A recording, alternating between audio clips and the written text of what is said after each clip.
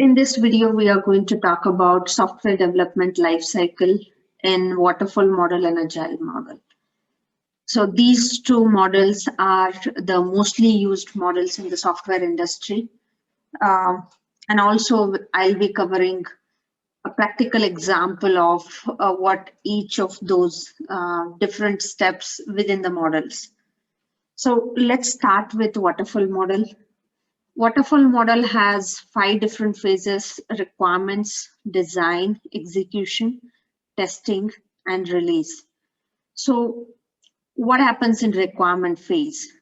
Requirement phase is in waterfall model is a step to collect all the possible requirements to build the software.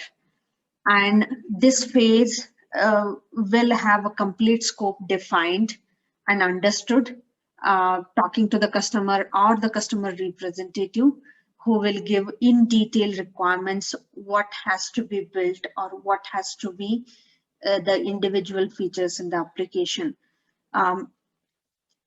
If I talk about it in a practical scenario, this is one of the websites, open source website I have used to give you an example. This is not uh, this is the data I'm using to demonstrate the information. So consider in waterfall model, if you want to build the software, if you want to build this application, what I mean by gathering all the requirement is what this website has to do overall, whether the individual modules inside it, let's say the admin module, what admin has to control, what personal information has to be stored, what has to be covered in the leave feature, what has to be covered in the attendance feature, what all these module requirements will be declared in detail, and all the expected behaviors in terms of functionalities or UI design will be provided by customer, and the requirement will be frozen in this end of this phase.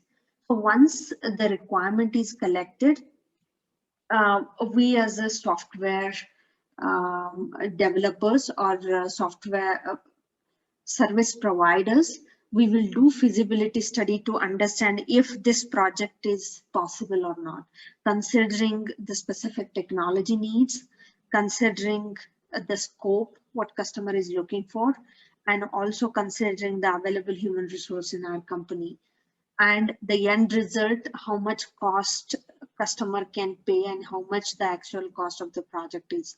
So once we understand all these factors and come up to the conclusion that okay, this project is feasible and we are ready to do this project for you, uh, we will move on designing the application. So in this we will cover high level design and low level design both. What I mean by high level design is overall architecture of the application. You will consider the different server architecture, 2 tier, 3 tier, whatever, right? And you will consider the scalability of the application, how much load this application has to bear. We will consider what kind of information has to be stored. If it's something critical, we need to consider the security aspect of it. If this application has to integrate with some third-party app, we need to consider the integration of it, how the integration has to happen. So all those comes under high-level design. Once the high-level design is done, designer will get into a low level design where each of these modules will be in detail described what the functionality should be, or in terms of technical information, and what APIs to be implemented, or what existing integration has to pass the information, or what the UI design should be.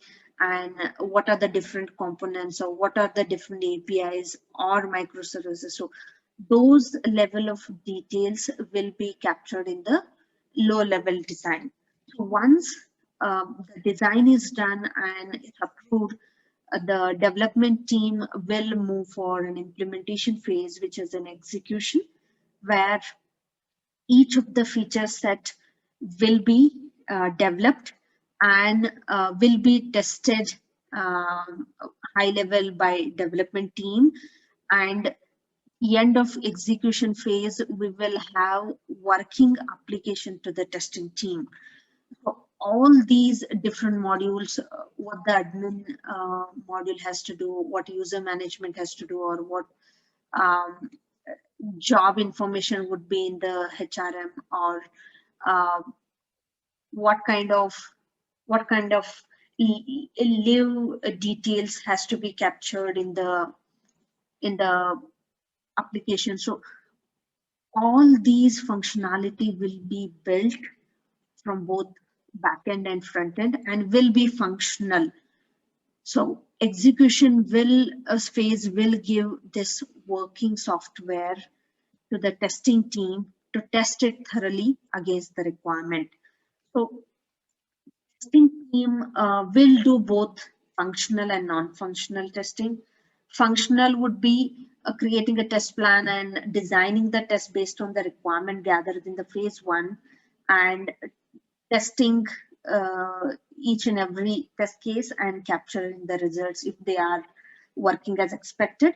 And in non-functional, they'll highly cover what the performance of the application, how quickly the application responds if 100 people log into the HR system together, or once I click each of these options in the left bar, you're seeing how quickly the application is responding, where the time is going, so that detailed performance and load testing will be done. And also, as I said, if there is any sensitive data as stored in this, like a salary details, right? If there is a salary information stored here, there will be a security testing done using the cybersecurity tool. There are many tools available in the market, and they will make sure there are no loopholes in the application where the critical information can be leaked to the customer. So once the testing phase is done, the product will be ready to be released and it will be deployed to the prod, mostly the physical server, and the customer will start using it. So once customer starts using it, there might be many behaviors where once they see it in the application, they might feel, okay, I want to change this. I want workflow to be this way. So all those feedbacks from the customer will come back to the development team during maintenance phase, and maintenance engineer from the development side will work on those feedbacks and will get them fixed and have it deployed to prod during the maintenance time. So this is all about how development works and flows from requirement till the release and maintenance in the waterfall model. So if I consider the agile model for software development, it's different than what happens in the waterfall model. So in agile, if I want to build the HRM system, what I'm sharing it here, it will go phase by phase, feature by feature, or module by module in agile, because the product owner will have all the backlog created for this, but only the critical features like the admin related changes or the leave or the attendance and maybe the reporting related things, mostly in my experience for a HRM system, those are the critical features. So from product owner point of view, whichever features holds the top priority, he will define it in detail, and remaining backlog might have a minimum information because those gonna be picked up later. and the critical functionalities information will be logged as a story, and product owner will discuss those with the development team. Let's say live as a module. So if I am a product owner, what my expectation here is, okay, live section will have live application form or a page where I'll have to define the type of a leave I want to take and for how many days I want to take, and I want to push it for a manager so that he can look at it and approve it, right? So that's the leave application requirement. Um, my leave would show all the leaves which so far I have applied and approved, got it approved, or something is pending for approval, or something which is rejected. So all those leave information for me would be listed here. Entitlements will have all the entitled leave list, my entitlements, or I can add one to my list.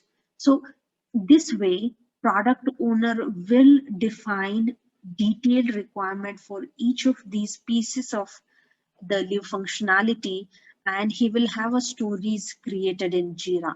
So once he's ready for providing it to the development team, he'll call for a planning meeting, and there will be a detailed discussion about the requirement, and that that will become a sprint backlog which development team can afford in the sprint. Once the sprint starts, let's say in the if the apply live application form is of a 1 day worth of a work, then a developer who is working on it will have it ready in 2 days. So this will be available for QA team to qualify it. And once QA checks all the requirements and executes the test cases against this, and they have a confidence that it's working as expected, they will mark the story as done. So similarly, all these small subset of live functionality will be done in a sprint, one after the other, and will be qualified by a qualification engineer. And each day in the scrum, they'll talk about the progress and also the roadblocks, so that whatever they commit for a sprint is done in the end of the sprint. So once the sprint gets over, the development team and qualification team will demonstrate all the functionalities built under live module or live functionality to the product owner and the stakeholders. And if there are any changes which product owner expects, comes back as a feedback, or if he thinks that, okay, these all are working as expected, this is what I wanted, then all these subset of a live functionality will be marked as done, and the same will be pushed to the production server end of the sprint. So that's how each functionality will be built piece by piece, sprint after sprint, and the software will go to production phase by phase, and customer can see live module first, and then whatever comes next, maybe attendance, and then recruitment, and then maybe admin settings. So all those will be available to end users in production to play with and start using it, and that way they will be able to provide feedbacks soon after the experiment and test the functionality from their side, and development team will pick them in the next sprint if there are any critical feedbacks, and same will get done after next sprint, and the changes will be pushed to prod. So here the changes gets pushed to prod more often, and the feedbacks from customer will be addressed earliest as possible. So this is how the software development gets done in waterfall and agile.